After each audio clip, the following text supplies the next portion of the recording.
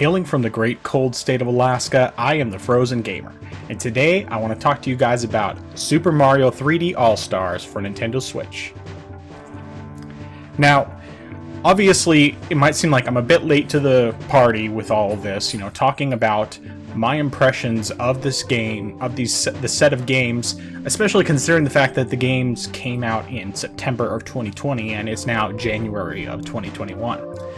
But the reason why I waited so long to talk about this is most of all because I had never played through any of these three games. I'd played a small amount of Super Mario 64 on the Nintendo 64 as well as through the Wii U Virtual Console, but I had never actually made very much progress. I think maybe I got like 10 stars, something like that. And Super Mario Sunshine, I had played a little bit on the GameCube. I don't actually have a copy of it anymore. But I never really got very far. I think I probably got like 5 or 6 stars and that was about it. And then with Super Mario Galaxy, I just straight up never played it. I bought Super Mario Galaxy 2 on the Wii U Virtual Console, and I tried it once, and I felt like I need to play the first one before I jump into the second one. And of course, with Super Mario 3D All-Stars coming out, I was even more wanting to just wait. So I finally had a chance to play through these games, and I 100%ed all three games, which this gives me an opportunity as someone who's never played through all three of these games to actually give the perspective of someone who's basically new to them, who doesn't really have nostalgia apart from seeing the games before, not necessarily actually having really played them.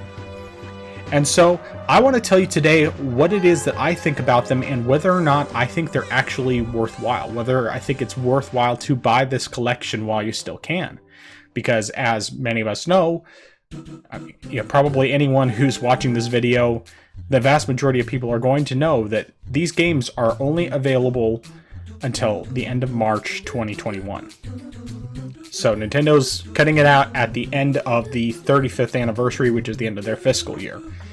And so I just really wanted to get out whether or not I think it's actually worthwhile.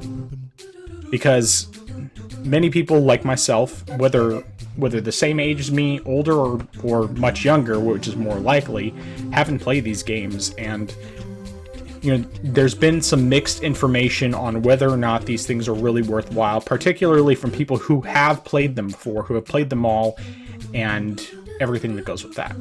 So I'm going to start off this whole thing just basically giving a summary, and then separately I'm going to do 3 videos for each of the 3 games to tell you what I think of them. So as a collection, if you have never played these games, I think it's worthwhile. Whether you choose to 100% them or not, I think that this collection is worthwhile simply because it's 3 games with lots of hours of game time. If you choose to 100% them, it can be significantly more. Now, obviously, there are people who are speedrunners, can get it done a lot faster than me. I looked at my final game time after I just completed the Luigi portion of Super Mario Galaxy for the first time at 100% and got the 121st star for both Mario and Luigi. And altogether for the 3D All-Stars collection, I had 145 hours. That's quite a bit for $60. I mean, that's just me. Now, to be fair, I obviously am not the most skilled at these games, and that's probably part of the reason it took me as long as it did. I had a lot of trial and error, especially on Super Mario 64, certain levels in Sunshine, and probably even more levels in Galaxy than with Sunshine, but for different reasons.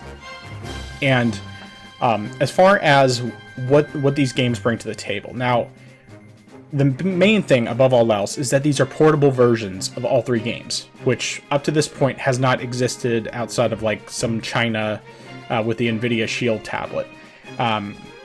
Pretty much you have never had a way to play these games legally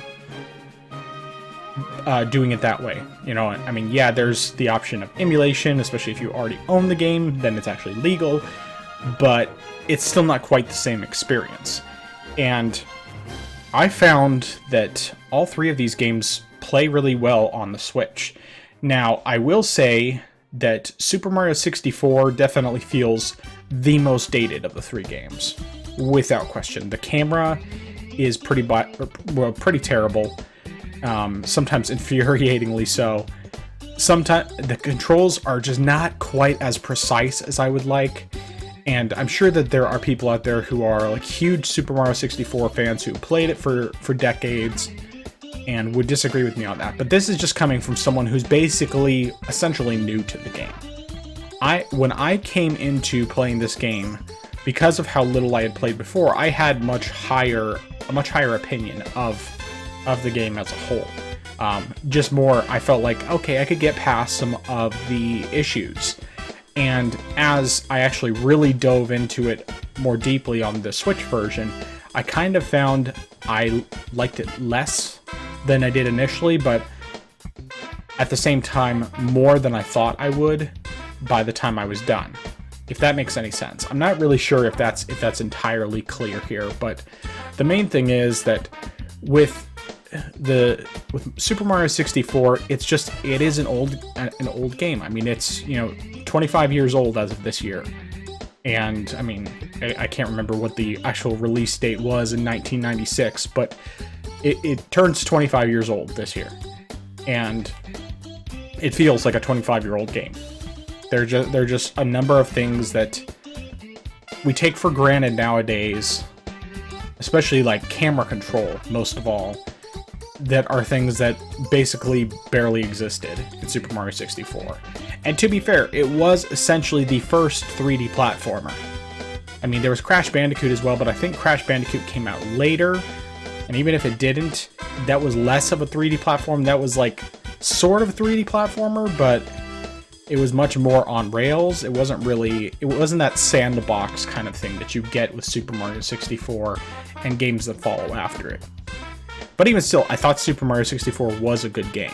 It just is dated. Now, as for Super Mario Sunshine, I was actually really surprised at how much I loved this game. I had heard a lot of things, especially on Spawncast, one of the podcasts I listen to most frequently, where some of the members had said that it is not a good game, that it's just awful, and so I was going into it with cautious pessimism. I'm not really sure exactly how to explain it, but I'd been wanting to play it and like really play it, really dive into it, and I didn't really know what to expect exactly, whether or not I would actually enjoy it. I remembered the little bit I had played before I liked, but I hadn't done very much, so it was hard to say for sure exactly how I would feel about it. But the game does play really well, and actually I found that the controls were surprisingly tight compared to Super Mario 64, which really helped a lot for me. It was disappointing initially not having the long jump or the backflip, but I quickly found that doing the side somersault, which is like when you run forward real quick and then flip the stick back and jump to do like a higher jump, that is significantly easier on Super Mario Sunshine, which is surprising. I mean, like I was shocked at how much easier it was, and it ended up being like my go-to high jump for the game. And then of course learning how to use the FLUDD and different tricks along with that, and figuring out different ways to use the physics to your advantage. A lot of which I really just learned from watching other people do it when I was looking for where to find blue coins and so on and so forth.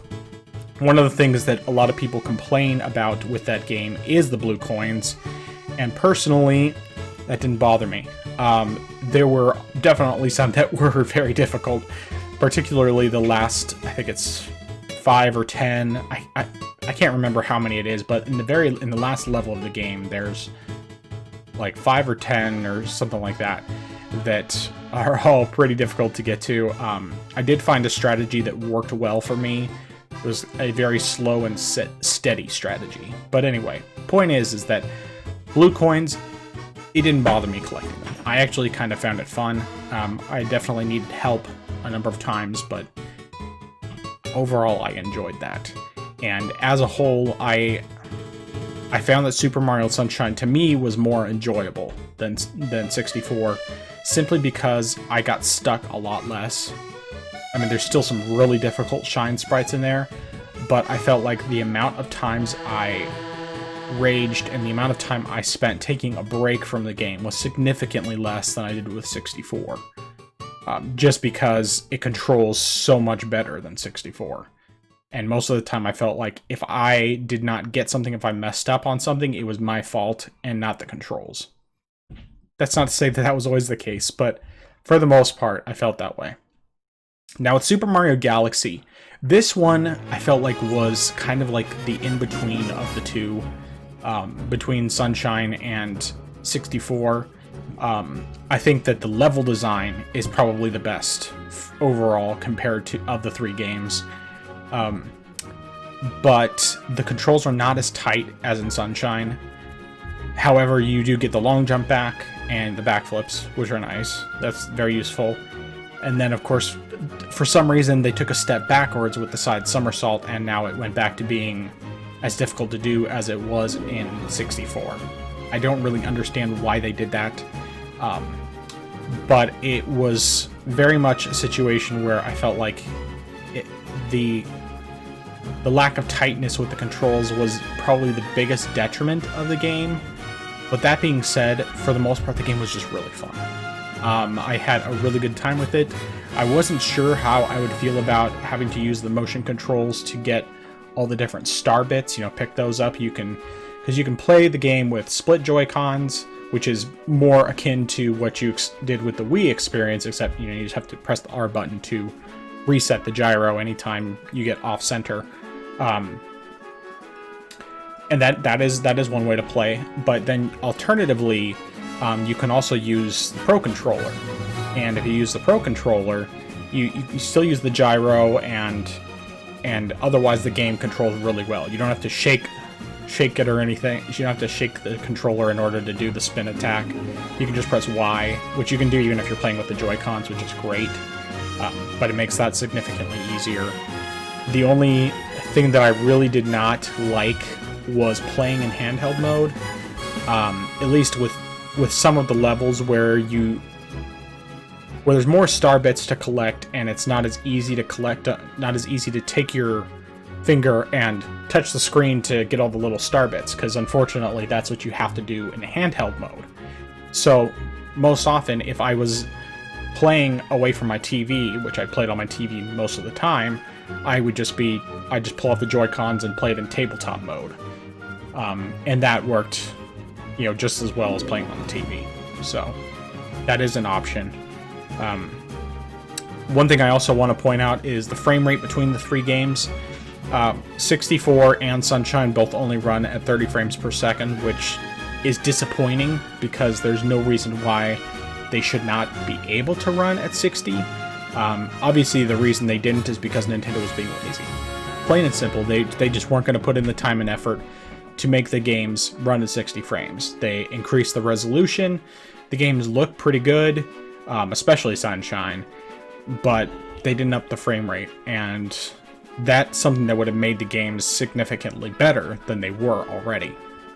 But then Galaxy runs at 60 frames all the time, and you definitely feel that difference when you start playing Galaxy. You're like, whoa, this is way smoother, way faster. It just feels a lot better from that standpoint. It's just too bad that the controls are not as tight as they are in Sunshine. So, all of that being said, my opinion of this collection is that it's worthwhile. I think probably if you've played all three of these games to death, then it might not be. I mean, unless you just really love them and want to own them, want to have it as a collector. I mean, you saw my copy. It's still in the plastic wrap because I got it digitally and physically. The digital version is what I played, obviously. And I think that it's worthwhile being able to play them on the go, because this is the one way you can do it, at least for now. Whether or not Nintendo changes that, that's yet to be seen. But I really, really enjoyed all three games. All the time I put in. I mean, 64 was probably the hardest to get through just because of how frustrating things got sometimes with the controls and the bad camera and everything. And Sunshine I had the best time with, I think, of the three, for the most part. Well, I think I probably enjoyed Sunshine and Galaxy pretty much the same amount, but I felt like Sunshine had tighter controls, and Galaxy had, like, the better levels. And, all of them have their strengths and weaknesses. I'll get more in depth with some of my stuff later on, but at least for now, this is what I have to say. So I want to hear your thoughts down in the comments below. Did you decide to buy this collection? Are you planning to? Have you been on the fence about it? Please let me know if my thoughts on this game as a newbie help you at all to make your decision. Then I appreciate it. Let me know. And if you think I'm just a joke and I'm terrible and I'm fat and everything else, go ahead and tell me. That's fine. Just make sure you know that if you enjoyed this video, give it a like. Feel free to subscribe. My content is not super regular. I'm just really busy with work and wife and kids, and this is a hobby. This is something I do when I want to do it, when I want to get an outlet to talk about video games. And I hope to do more content in the future, but it will be kind of an irregular thing. So anyway, until next time, this has been The Frozen Gamer, and I will talk to you later. Take care.